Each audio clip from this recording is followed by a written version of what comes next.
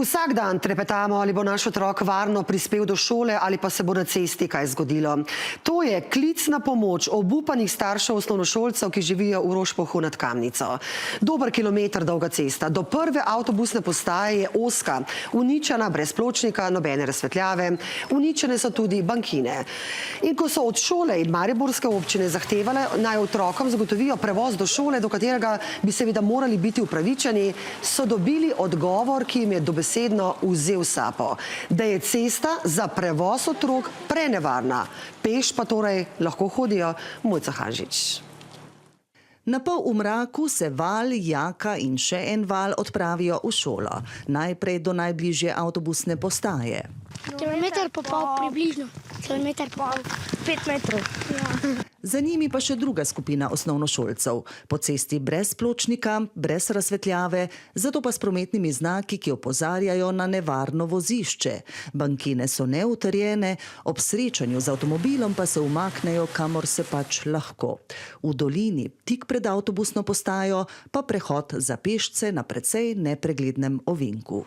Tu so se večkrat zgodile tudi prometne nesreče. Namreč moja starejša hčerka je bila tukaj skoraj povožena. In je bila tudi poškodovana, ker je starejša gospa potegnila, da je avto ni povozil in je bila cela krvava je prišla domov. Zato smo pač se odločili starši, da bi si izborili ta prevoz za otroke, da bi jih varno pripeljali v šolo. Starši se strinja tudi ravnatelj osnovne šole, ki jo otroci obiskujejo. Sami kombija za prevoz nimajo, zato so za rešitev prosili mariborsko občino. V vsakem primeru upam in si želim, da se čim prej najde ustrezna rešitev za te otroke.